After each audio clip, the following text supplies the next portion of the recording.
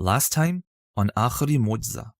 تو جب اللہ تعالیٰ کی بہت شدید محبت ہوتی ہے نا تو اس وقت آپ کو الرحمن کا لفظ ملے گا. بہت شدید رحمت. آپ کو تدبر کرنا پڑے گا کہ یہاں کون سی شدید محبت ہے. اسی لیے پھر آپ کو سورۃ الرحمن سمجھ میں آئے گی. الرحمن علم القرآن, جس نے اتنی شدید محبت کی, اتنا مکمل خیال کیا کہ اس نے اس مکمل خیال اور شدید محبت کے ناطے قرآن سکھایا. اس لیے قرآن سکھایا. ہم نے کیا بنا دیا قرآن کو, اور قرآن کس لیے سکھایا گیا تھا, کس محبت سے سکھایا گیا تھا, کیا لحاظ کر کے ہمارا سکھایا گیا تھا. ہم نے کیا بنا دیا قرآن کو. سبحان اللہ.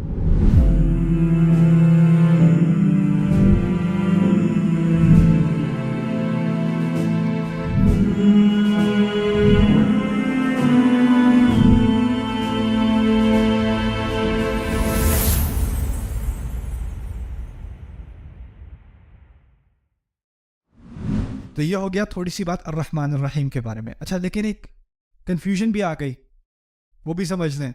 رب میں سربراہی کے, سرداری کے معنی تھے کہ نہیں تھے نا. مسئلہ یہ ہے کہ جب کسی کی اتھارٹی ہوتی ہے نا تو آپ کی دو طرح کے مینیجرز ہوتے ہیں. ایک مینیجر ہوتا ہے کہ ایک ایک چیز چیک کر رہا ہوتا ہے, اس کو مائکرو مینجمنٹ کہتے ہیں. کیا کر رہے ہو, کتنا ٹائم لگے گا, اچھا دکھاؤ کیا کیا, ہر منٹ چیک کر رہا ہے. ایک مینیجر ہوتا ہے, کہتا ہے اس ہفتے یہ کام مکمل کر لینا, میں جمعے کو چیک کر لوں گا, کھلی چھٹی. پورا اعتماد ہے کہ تم کر لو گے, مجھے بار بار تمہیں چیک کرنے کی ضرورت نہیں ہے. تم کہو میں گھر سے کام کر لوں, کام کر لو, جہاں سے بھی کرو, درخت سے لٹک کے کر لو, مجھے اس سے کوئی مطلب نہیں ہے. تم کام کر لو, جمعے کو مجھے دکھا دینا. ایسے بھی باس ہوتے ہیں کہ نہیں. ایک ہوتے ہیں جو ہر چیز کو مینج کر رہا ہے, اور دوسرا کھلی آزادی دے کے بس مجھے ریزلٹس دکھا دینا, یہ تمہاری ڈیڈ لائن ہے. اگر اللہ تعالیٰ ہمارے اوپر اقتدار رکھتے ہیں, رب ہیں, تو ان کا حق ہے وہ کسی بھی لمحے پوچھ لیں. لیکن دنیا کی زندگی کیسی بنائی ہے, کس قسم کی مینجمنٹ ہے اللہ تعالیٰ کی. نماز پڑھنی ہے, 5 وقت پڑھنا, نہیں پڑھنی سوتے رہو. ویسے پڑھنی چاہیے, میں اٹھاؤں گا نہیں. جھوٹ نہیں بولنا, جھوٹ نہیں بولنا, لیکن بولو گے تو آسمان سے کوئی بجلی آ کے نہیں لگے گی زبان پہ. بولنا ہے بولو, میں نے بتا دیا نہیں بولنا, باقی اب تمہارا ہے, تمہاری ذمہ داری. ایسا ہی ہے نا. اس کی میں آپ کو انسانی مثال دیتا ہوں. ہمارے یہاں تو الحمدللہ دنیا میں اب غلامی نہیں رہی اس طرح کی, لیکن مثال کے طور پہ کہہ رہا ہوں. آپ فرض کریں کہ آپ میرے پاس آپ کہتے ہیں آج کے بعد آپ میرے غلام ہیں. میں کہتا ہوں چلو ٹھیک ہے, غلامی قبول کر لیجیے آپ کی. کیا کروں جی آپ کے غلام ہونے کے ناطے, بس یہ میں نے ایک دائرہ بنایا ہے, اس دائرے کے اندر رہنا بس, باقی کچھ نہیں, اس دائرے کے اندر رہنا. کہا جی یہ تو بڑا آسان کام ہے. اب میں دائرے کے اندر زندگی گزار رہا ہوں اور آپ مجھے دور سے دیکھ رہے ہو. ایک دن میں ذرا پھسل کے گر گیا دائرے کے اس طرف. جب میں دائرے کے اس طرف گرا, میری نظر فوراً کہاں گئی, مالک کی طرف. اوہ سوری سوری سوری, غلطی سے کونے پہ پھسل گیا تھا, اب نہیں ہوگا. میں کچھ بھی نہیں کہا, ایسے بس ایک لفظ نہیں کہا میں نے. میرے ذہن میں آیا ماشاء اللہ باس تو ویسے کافی ہلکا ہاتھ رکھا ہوا انہوں نے, اتنی کو سزا بھی نہیں ملی. تو 2-3 دن بعد مجھے تھوڑا خیال آیا کہ میں ذرا ایک اور دفعہ غلطی سے گر کے دیکھوں کیا ہوتا ہے. تو میں گرا, فوراً میں نے دیکھا جو میرے مالک ہیں وہ بیٹھے ہوئے چیئر پہ, اٹھے بھی نہیں چیئر سے. اور پھر میں کہوں سوری سوری, وہ کہتے اچھا جی یہ تو اتنا کوئی سیریس نہیں جتنا میں پہلے سمجھ رہا تھا. میں پہلے بہت ڈرا ہوا تھا, کیونکہ مجھے لگا کہ اگر میں اس قانون کو توڑوں گا تو کوئی نہ کوئی کانسیکوینس ہوگا نا, کوئی ساتھ میں اس کے بارے میں مواخذہ ہوگا, کوئی سوال جواب. لیکن کچھ نہیں ہوا. تو اب میں کیا کرتا ہوں, ایک پاؤں ادھر, ایک پاؤں ادھر, ایک پاؤں ادھر, ایک پاؤں ادھر. اور پھر میں باس کو بھی, وہ بھی مجھے ایسے. اور پھر کچھ عرصے بعد میں دونوں پیر اس طرف اور گھوم پھر رہا ہوں, اور باس سے بھی, باس کہہ رہے لنچ تیار ہے. یعنی تعلقات میں کوئی وہ ابھی بھی پرووائڈ کر رہا ہے, ابھی بھی خیال رکھے ہوئے ہے, اور میں لائن کے باہر ہوں لیکن کچھ نہیں کہا. اچھا میں 5-6 سال اس طرح گزار دیے اسی طرح سے. اس دوران میرے ساتھ وہ کچھ زیادہ رعایت نہیں کر رہا. اب وہ جو زیادہ رعایت کرتا ہے نا کوئی باس, تو اس سے امپلائیز کا کیا ہوتا ہے پتہ ہے؟ اوئے ہوئے ہوئے. میری ایک بہت پرانے زمانے میں میری ایک جاب تھی. میں پری اسکول ٹیچر تھا, kindergarten and pre school. اور پھر مجھے وہاں سے جب میں فارغ ہوا تو مجھے ایک جاب ملی. میں تیسری جماعت کو میتھ پڑھاتا تھا, میتھمیٹکس. تو جس اسکول میں میں پڑھاتا تھا ساری ٹیچرز جو تھیں وہ سینئر تھیں, اور بہت ہی یعنی بچے دیکھ کے ان کو, میں تو یہ نہیں کہوں گا کہ دادی یاد آ جائیں, دادی تو نائس ہوتی ہیں, دادی نانی, ان کو دیکھ کے قیامت یاد آ جاتی تھی. میں گیا کلاس میں نے کہا میں نے ان بچوں سے دوستی کرنی ہے, ان بچوں کو میں نے ڈرانا نہیں ہے. میں گیا, میں لطیفے سنا رہا ہوں, میں ٹیبل پہ کھڑا ہو کے ٹرکس کر رہا ہوں, یہاں پہ پینسل گھسا کے یہاں سے نکال رہا ہوں کچھ کر. وہ تالیاں بجا رہے ہیں, سرکس بنا ہوا ہے کلاس کے اندر. میں نے کہا یہ بچے مجھ سے اتنی محبت کریں گے, 1-2 دن بعد جب میں کہوں گا میتھ شروع کرو دل کھول کے پڑھیں گے. تو میں سمجھا یہ بڑی اچھی اسٹریٹجی ہوگی. میں اتنی محبت سے ان سے ڈیل کر رہا ہوں, کھلی آزادی دی ہوئی ہے.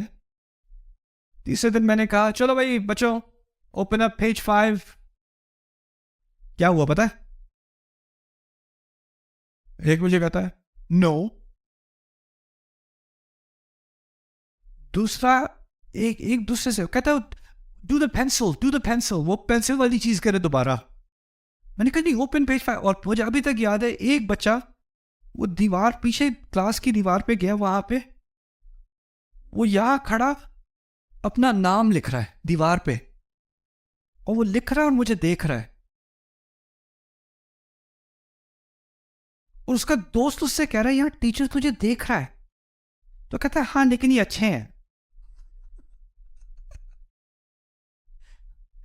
میں سمجھانا یہ چاہ رہا ہوں کہ اگر آپ کے ساتھ رحمت کی جا رہی ہے, آپ کا بہت خیال, بہت شدت سے محبت کی جا رہی ہے آپ کے ساتھ, اور اس محبت پورا مکمل خیال کیا جا رہا ہے, آپ نافرمانی کریں یا فرما برداری کریں آپ کا پھر بھی خیال کیا جا رہا ہے, تو اس میں امکان کس چیز کا ہوتا ہے کہ آپ کو غلط فہمی ہو جاتی ہے کہ یہ تو نائس ہی نائس ہے, یہ تو ہے ہی اچھے نرم دل کے ہیں. اللہ تعالیٰ نے سوال پوچھا ہے قرآن میں, یا ایھا الانسان ما غرک بربک الکریم. انسان تجھے اپنا رب جو تجھ سے اتنا تجھ پر کرم کرتا ہے, کس چیز نے تجھے دھوکہ دے دیا؟ کیا اس کے کرم نے تو تجھے دھوکہ نہیں دے دیا؟ دھوکے میں تو نہیں پڑ گیا تو جب کہا نا الرحمن الرحیم تو یہ خطرناک بات کہہ دی. رب تو وہ ہے, رب میں تو اتھارٹی آ گئی نا, اقتدار آ گیا, اور اس کے بعد فوراً تسلی دے دی کن الفاظ سے؟ الرحمن الرحیم. اب کوئی اللہ تعالیٰ کی حدود سے باہر جا کے اس نے ایک لکر سٹور کھول لیا, اس نے کوئی اور حرام بزنس شروع کر دیا اور حرکتیں شروع کر دی, اور اس کو تم کو یہ اللہ کی حدود سے باہر ہے یار, واپس آ جاؤ حدود کے اندر. یار تجھے نہیں پتا, ایک لیکچر میں نے سنا تھا الرحمن الرحیم. پتہ ہے کتنی چیزیں, 3 چیزیں ہوتی ہیں الرحمن کے اندر اور 2 ہوتی ہیں الرحیم کے اندر. چھٹی ہے نا الرحمن الرحیم میں, تو پھر بگاڑ کا سارا سامان ان 2 الفاظ میں جتنی رحمت ہے اتنا ہی بگاڑ کا سامان بھی ہے. لیکن فاتحہ میں جو بنیادی رشتہ ہے نا میرا اللہ تعالیٰ کے ساتھ, اس کو صحیح یعنی میزان پر قائم کیا گیا ہے. تو فوراً الرحمن الرحیم کے بعد کیا بات کی؟ مالک یوم الدین.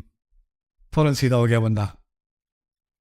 میں نے کہا تھا نا میں اپنے مالک سے فینس کے باہر میں 5 سال اسی طرح چھٹی گزاری. 5 سال بعد مالک مجھے بلاتا ہے, کہتا ہے یہ جو تم باہر کھڑے ہوئے ہو نا, ہاں مجھے پتا ہے, وہ ایک دفعہ میں آپ نے کہا تھا لیکن یاد ہے مجھے وہ بھی کیا دن تھے. کہتے میں نے ویسے اس دن سے ریکارڈ رکھا ہوا ہے کہ تم کتنی دفعہ باہر گئے تھے, یہ ریکارڈ ہے تمہارا, اور آج تمہیں اس سب کی اکٹھی سزا ملے گی. اب بات سمجھ میں آ رہی ہے مالک یوم الدین کیا ہوتا ہے؟ انسان سمجھتا ہے کہ اس کی کھلی چھٹی ہے, لیکن بعد میں آگے جا کے فوراً پکڑ ہو رہی ہے نا. اب یہ ایک عجیب صورت ہے اللہ تعالیٰ کی. اس کے بارے میں جتنا کہوں کم ہے. آج سیشن ختم ہونے سے پہلے 2 باتیں میں آپ کے سامنے رکھوں گا, مالک یوم الدین کے بارے میں اور ابھی جو کچھ پڑھا ہے اس کے بارے میں. 2 لفظ جو ہیں وہ ایک دوسرے سے بہت قریب ہیں اس صورت میں. ایک رب اور ایک مالک ہے نا, ایک رب اور ایک مالک. اور ان دونوں کے درمیان 2 الفاظ ہیں. ایک طرف رب ہے, ایک طرف مالک ہے, اور درمیان میں 2 کون سے لفظ ہیں؟ الرحمن الرحیم. اب ان دونوں لفظ کے بارے میں سوچیں. ان میں سے ایک عارضی ہے اور ایک مستقل ہے. عارضی والا کون سا تھا؟ الرحمن. اور مستقل والا کون سا ہے؟ اب یہ عجیب کلام دیکھیں اللہ کا. رب العالمین اس زندگی کے بارے میں تھی وہ بات, یا اگلی زندگی کے بارے میں؟ رب العالمین اس زندگی کے بارے میں. اور اس سے قریب 3 ترین لفظ ہے الرحمن جو اس زندگی کے بارے میں ہے. مالک کا لفظ استعمال ہو رہا ہے کس زندگی کے بارے میں, اور اس کے قریب ترین لفظ کون سا ہے؟ الرحیم, جو ہمیشہ والی رحمت, اس سے قریب ترین. کیا عجیب کلام ہے, کیا ترتیب ہے اس کلام کی. رب العالمین الرحمن الرحیم مالک. اچھا, شروع ربوبیت سے رب, انتہا مالک سے, اور درمیان میں دونوں کے کیا؟ رحمت.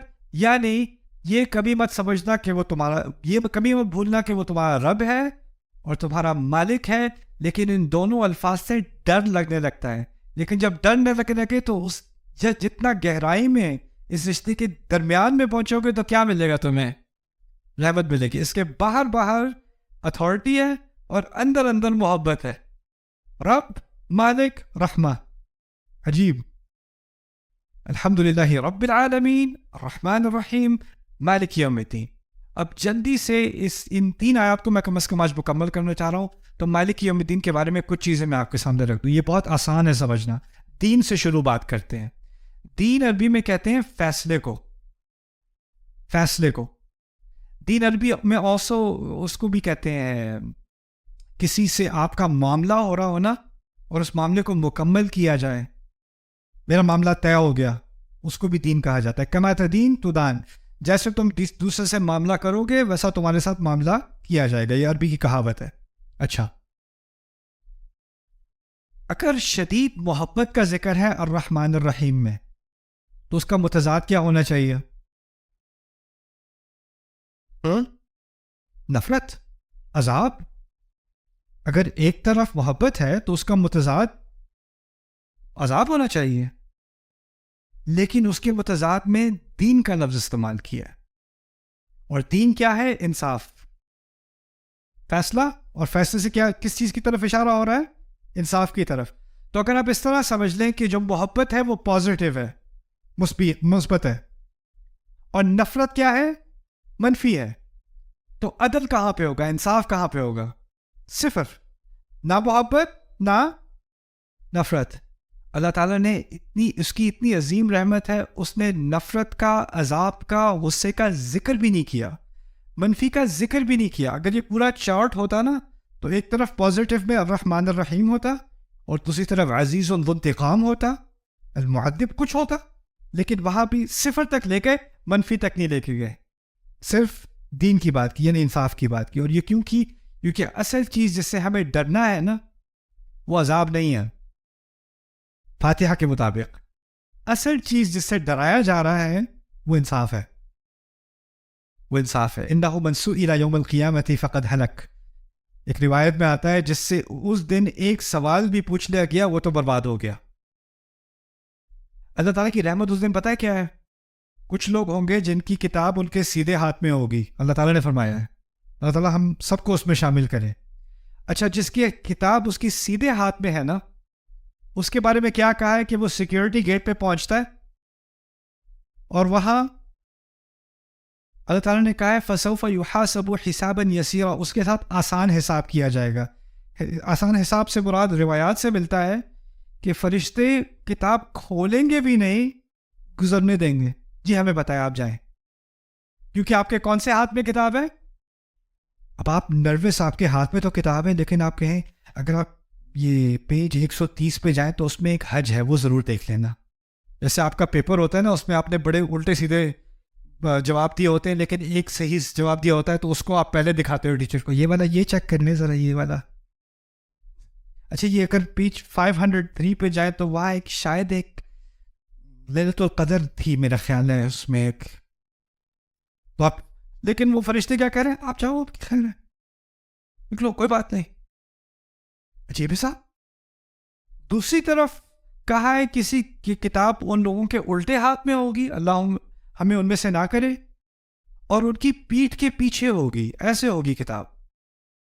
نہ صرف الٹے ہاتھ میں، پیچھے. اب وہ خود بھی نہیں دیکھ سکتا کتنی خراب ہے، اس کو پتا ہے خراب ہے، اس کو یہ بھی نہیں پتا ہے کتنی خراب ہے. اب وہ بھی آ رہا ہے سامنے اور اس سے پوچھا جا رہا ہے.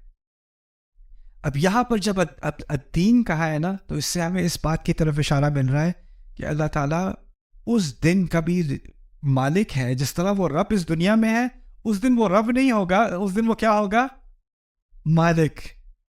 تو کیا نکل گیا، رب کے معنی میں سے کیا نکال لیا گیا؟ تحفے دینے والا، خیال کرنے والا، قائم رکھنے والا. جو اس کے نرم نرم معنی تھے نا، وہ سارے نکل گئے، اور کیا رہ گیا، مالک. اس دن تو اتھارٹی ہوگی، یا تو رحمت ہوگی یا پھر یہ. اور اگر آپ اس طرح بھی سمجھ لیں کہ رب کے اندر دو پہلو ہیں، ایک محبت والا پہلو بھی ہے رب کے اندر، اور ایک اقتدار والا بھی ہے. تو رب کے اندر وہ جو محبت والا پہلو ہے نا، وہ الرحمن الرحیم میں سامنے آ گیا. اور رب کے اندر جو اقتدار والا پہلو ہے وہ کہا، مالک یوم الدین میں سامنے آ گیا. ان تینوں الفاظ کا آپس میں ایک جوڑ بن گیا. آخری چیز ہے، اور دو چیزیں. یوم، یوم کسے کہتے ہیں؟ اوکے. اللہ تعالیٰ نے اپنے بارے میں ایسی بات کی ہے جو کبھی کوئی اپنے بارے میں یا کسی اور کے بارے میں کہہ ہی نہیں سکتا. فرماتے ہیں دن کا مالک. دیکھیں، آپ کسی پراپرٹی کے مالک ہو سکتے ہو، کسی بکری کے مالک ہو سکتے ہو، کسی کمپیوٹر کے مالک ہو سکتے ہو، لیکن آپ ایک منٹ کے مالک نہیں ہو سکتے، آپ ایک سیکنڈ کے مالک نہیں ہو سکتے. وقت کی ملکیت ممکن نہیں ہے. ایک چیز ہے جو آپ جو بھی کر، جتنا بھی پیسہ آ جائے، جتنا بھی اقتدار آ جائے، ایک چیز ہے جو آپ کبھی بھی اون نہیں کر سکتے. وہ کیا ہے؟ وقت. اور وہاں اس نے اس ایک چیز کی ملکیت اپنے سامنے ثابت کی ہے، مالکی یوم. اور اس سے بہت عظیم بات سامنے آ گئی. اگر میں کہوں کہ یہاں پر ایک تھیلا ہو، اور میں کہوں یہ تھیلا میرا ہے، یہ تھیلا میرا ہے، یا یہ بیگ میرا ہے، تو اس بیگ کے اندر جو کچھ بھی ہے وہ بھی کس کا ہے؟ میرا ہی ہوا نا. اگر اللہ اس دن کا مالک ہے تو کیا بات نکلی؟ اس دن کے اندر جو کچھ بھی ہو رہا ہے اس سب کا وہ مالک ہے. اس سب کو ایکسپلین کرنے میں باقی قرآن ہے، لیکن وہ پوری بات ایک ہی محاورے میں شامل ہو گئی جب کہا مالک یوم، مالک یوم الدین. سبحان اللہ. یعنی بہت تھوڑے الفاظ ہیں فاتحہ میں، لیکن پوری کائنات ان کے اندر مضمر ہے. آخری بات اس کے مالک کے بارے میں سمجھ لیں. مالک اصل میں دو قراءات ہیں. ہمارے نبی سے مروی صلی اللہ علیہ وسلم مالک بھی پڑھا کرتے تھے اور ملک بھی پڑھا کرتے تھے. مالک اور کیا؟ ملک. مالک کے معنی اردو میں جیسے ہیں ویسے عربی میں ہے. مالک، گاڑی کا مالک، بکری کا مالک، ٹھیک ہے، مالک. ملک کسے کہتے ہیں بتائیں؟ بادشاہ کو. بادشاہ کو. تو ایک طرف مالک، دوسری طرف بادشاہ، اور دونوں کے معنی یہاں ضروری ہیں. سمجھ لیں کیوں. بادشاہ جو، میں یہ نہیں کہوں گا کہ میں میری یہ جوتے ہیں، میں یہ نہیں کہوں گا میں اس جوتے کا بادشاہ ہوں. میں کیا کہوں گا؟ میں جوتے کا مالک ہوں. میں گھر کا بادشاہ ہوں یا مالک ہوں؟ مالک. میں کمپیوٹر کا بادشاہ ہوں، مالک ہوں، مالک. لیکن اگر کوئی کسی کے پاس پورا آئیلینڈ ہو یا پورا ملک ہو، وہ کہے میں اس آئیلینڈ کا کیا ہوں، کیا بات سامنے آ رہی ہے؟ بادشاہ ہوتے ہیں بڑی بڑی سلطنت کے، اور مالک ہوتے ہیں چھوٹی چھوٹی چیزوں کے. جو بمقابل چھوٹی چیز ہوتی ہے اس کے لیے مالک ہوتا ہے، جو بڑی ہوتی ہے اس کے لیے کیا ہوتا ہے؟ بادشاہ. اب ایک اور فرق بھی سمجھ لیں. اگر وہ کسی ملک کا بادشاہ ہے، کیا تمام چھوٹی چھوٹی چیزیں جو اس کی سلطنت میں ہو رہی ہیں اس میں اس کی نظر ہے؟ ہر بات پہ، ہر کام پہ، ہر کسی کے سونے پہ، ہر کسی کے اٹھنے پہ، کیا وہ ہر چیز کو کنٹرول کر سکتا ہے؟ آپ کی کمپنی ہے، آپ کی اپنی کمپنی ہے، آپ کے 50 ملازم ہیں، کیا آپ ہر ملازم کی ہر پرفارمنس کو، اس کی ہر بات کو، اس کے ہر ایکشن کو کنٹرول کر سکتے ہو کہ نہیں؟ جتنا آپ کا کنٹرول بڑھتا ہے نا، جتنی سلطنت بڑھتی ہے، اتنا آپ کا چھوٹی چھوٹی چیزوں پر کنٹرول کم ہوتا چلا جاتا ہے. ایسا ہی ہے نا؟ آپ کو کسی اور کو مینجمنٹ دینی پڑتی ہے. چھوٹے کام میں نہیں کر سکتا، اب میرے پاس بڑے کام آ گئے ہیں، اب میں چھوٹی چیز کو ہینڈل نہیں کر سکتا. مالک کا کیا ہے؟ اگر میں کمپیوٹر کا مالک ہوں تو اس کی ریپیئر میں خود کروں گا. میں گھر کا مالک ہوں تو اس کا دروازہ میں خود فکس کروں گا. اگر میں ایک ملک کا بادشاہ ہوں، دروازہ میں خود فکس نہیں کروں گا، مجھے تو پتا بھی نہیں دروازہ خراب ہے. بڑی چیزوں کے لیے بادشاہ، چھوٹی چیزوں کے لیے کیا؟ مالک. اب قیامت کے دن میں 2 طرح کے کام ہو رہے ہیں. قیامت کے دن میں سورج اور چاند ایک دوسرے میں ٹکرا رہے ہیں. قیامت کے دن میں دنیا پھیلائی جا رہی ہے. قیامت کے دن میں ساری انسانیت کو قبروں سے نکالا جا رہا ہے. قیامت کے دن میں آسمان پھٹ کے کھول رہا ہے. قیامت کے دن میں سارے فرشتے اتر رہے ہیں. یہ تو بادشاہ کا کام ہے، یہ بڑا کام ہے. لیکن قیامت کے دن ایک ایک عمل کا جائزہ لیا جا رہا ہے کہ نہیں؟ لا یغادر صغیرۃ ولا کبیرۃ. یہ بادشاہ کا کام نہیں ہے، یہ کس کا کام ہے؟ مالک کا کام ہے. رسول صلی اللہ علیہ وسلم نے یہ آیت 2 طرح پڑھی کیونکہ اس دن کچھ چیزیں مالک سے متعلق ہیں اور کچھ چیزیں ملک سے متعلق ہیں. سمجھ میں آئی بات؟ اور دونوں کو شامل کر دیا مالک یوم الدین میں. آپ کے جانے سے پہلے ہم نے 3 آیات کا مطالعہ کیا ہے اس وقت تھوڑا سا. الحمدللہ رب العالمین، الرحمن الرحیم اور مالک یوم الدین. میرے نزدیک قرآن میں اللہ تعالیٰ کا سب سے جامع تعارف، اگر کوئی غیر مسلم ہو پوچھے تم کس خدا کی عبادت کرتے ہو، تمہارا اسلام کا خدا کون ہے، اس کی سب سے جامع تعریف بس یہی 3 آیات ہیں. الحمدللہ رب العالمین، الرحمن الرحیم، مالک یوم الدین. پہلی چیز جو وہ خدا خود چاہتا ہے کہ تم جانو، جس کے بارے میں ہم بات کرنے لگے ہیں، وہ حمد کا مستحق ہے. اس کا نام اللہ ہے. اس سے رشتہ تمہارا رب کا ہے، اور صرف تمہارا ہی نہیں، تمام سوسائٹیز کا، تمام انسانیت کا، ازل سے ابد تک، العالمین. اور اس کو تم سے ایسی شدید محبت ہے کہ جس کا تم اندازہ نہیں کر سکتے. اور یہ بھی تمہارے ہاتھ میں ہے کہ وہ محبت تمہارے لیے ہمیشہ کے لیے رہے، الرحیم. لیکن اگر تم نے اس محبت کا فائدہ اٹھانے کی کوشش کی تو یہ جان لو کہ آج نہیں تو کل نہیں، ایک دن آ رہا ہے، ایک کل آنے والا ہے جس میں پھر پورا حساب لیا جائے گا. اور ایک بڑی چیزیں ہوں گی اور چھوٹی چھوٹی چیز تک حساب لیا جائے گا. مالک یوم الدین. ایک پوری بیلنس پکچر آ گئی میرے سامنے، ایک پوری تصویر آ گئی جس میں نہ اس طرف میں صرف اللہ تعالیٰ سے ڈروں، یا اس طرف میں صرف اللہ تعالیٰ کی طرف سے مطمئن ہو جاؤں اور مجھے کوئی فکر ہی نہ رہے. دونوں کے درمیان میں ایک مکمل بیلنس یہ آ گیا. یہ بات آ گئی ابھی تک فاتحہ میں. اور اس کے بعد جہاں سے ہم کل بات شروع کریں گے انشاءاللہ، وہ ہوگی کہ اگر یہ کوئی بات سن لے تو وہ کس نتیجے پہ پہنچے گا. یعنی اس ساری بات کا، ٹھیک ہے آپ نے یہ باتیں سیکھ لی اللہ کے بارے میں، سو واٹ، پھر کیا؟ اس کا نتیجہ کیا نکلنا چاہیے؟ اگلی آیت اصل میں ان 3 آیات کا نتیجہ ہے کہ جو ان 3 آیات کو سمجھ لے وہ کہاں تک پہنچے گا، کس فیصلے تک پہنچے گا، اور خود ہی سے پہنچے گا. اس سے کہا نہیں جائے گا عبادت کرو، اس لیے عبادت کرو، یہ نہیں کہا گیا. کہا ہے ایاک نعبد، ہم صرف تیری ہی عبادت کرنے کو تیار ہیں، کرنے آئے ہیں. یعنی ہم اپنے آپ کو والنٹیئر کر رہے ہیں، ہم اپنے آپ کو اس نتیجے پر پہنچا رہے ہیں. اس کے بارے میں انشاءاللہ یہاں سے آگے جو اصل معجزات ہیں اس صورت کے وہ آگے آنے والے ہیں انشاءاللہ. اس پہ کل ملاقات ہوگی. Subscribe now to the Bayyinah YouTube channel to watch the rest of this series and more great content from Ustad Nu'man Ali Khan. جہاں پہ باسکٹ بال گیمز اور بڑے بڑے میچز وغیرہ ہوتے ہیں نا, اس نے وہ پورا اسٹیڈیم بک کیا. وعدے کیا کر رہا تھا, اس سال تمہاری ساری خواہشیں جیزس پوری کر دے گا. کیا چاہیے تمہیں؟